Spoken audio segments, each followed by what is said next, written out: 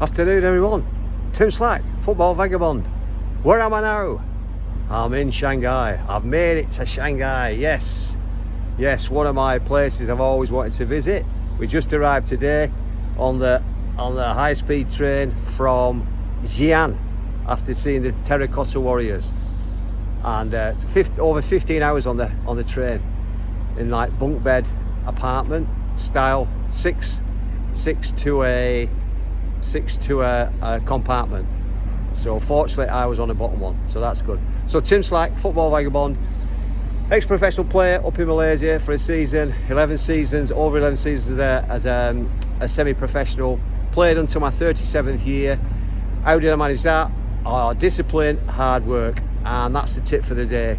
Is for you football aficionados, if you want to be a footballer, you have to be prepared to work hard and you have to be disciplined.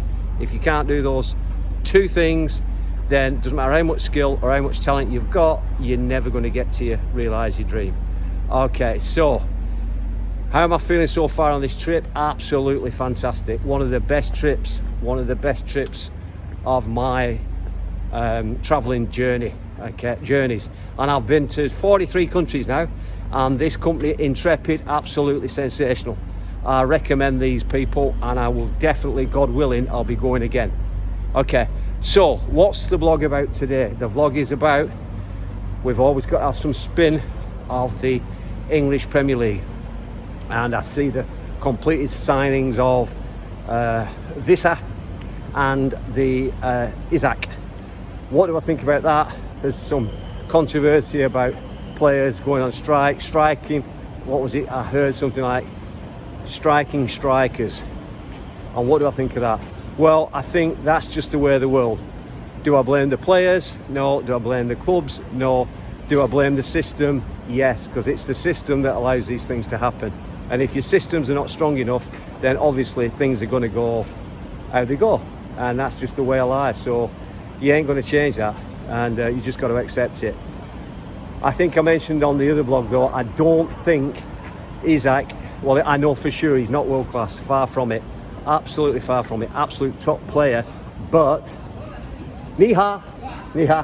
absolute top player, but he's nowhere near world class. So how can you pay £125 million for a player who's nowhere near world class?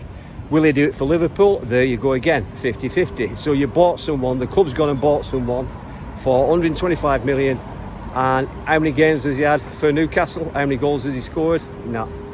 He's not a Haaland. For me, he's not a Haaland. Could he do the business? Could he go on and on and on and on? Yes, he could. But equally, he could go the other way. He could have a season or not of success, and that might be him, done and dusted. He might have had his best days at Newcastle. You never know. Anyway, so that's just my opinion. All these vlogs, as you know, are my opinion, and that's it. Wissa, yeah, another quality player. That's a more realistic price, but even 40 odd million for a player who's only, what, in theory, or in the grand scheme of things, only been in the English Premier League 2 minutes. I know he hasn't, but you know what I'm saying. So money is the driving force in the EPL and the English football game, and in fact that will have a knock-on effect in worldwide. So worldwide prices will go higher and higher and higher. Quality, not necessarily will it go higher and higher and higher.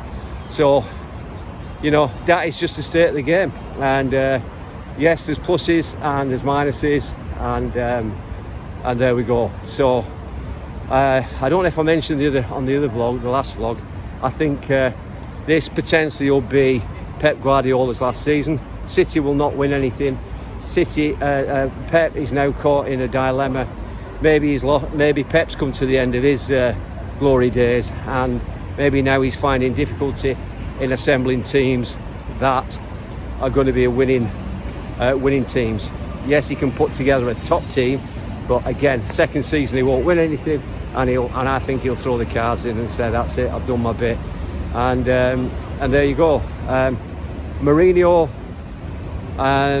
has been bombed out of Fenerbahce, and again he accumulates his wealth by just now his days are numbered in terms of he's had his best days, and he won't come back again to be the mouthpiece that he once was, although he did have some good years. But then again, you know, in all honesty, being at the right place at the right time is the reason why Mourinho got to where he was, and Sir Bobby Robson's water carrier.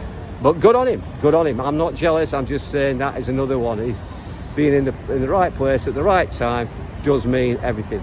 If you can do that, happy days. If you can't do that, then you just get more and more of what you've got. Anything else? Oh yeah, I see Ten Hag as again, looks as though he's on the downward trajectory in terms of his coaching success. Maybe he's had his best days. Having said that, you know, like I said, they're all my opinions, and these coaches have been brilliant, but now the ones I've just mentioned now on this vlog, their days are numbered when it comes to winning things. That's my view. So again, Tim Slack, Football Vagabond, thanks for watching. Please comment, send a tick, let me know what you think. And so far, Shanghai is great. Going on a river cruise tonight with the tour group, so looking forward to that. Always wanted to go on the Bund, and I'll get back to you with that one. And thanks for watching. Love to my family, love to friends, and God willing, I'll see you next time. So Tim over and out. Bye for now. Thank you. Bye bye.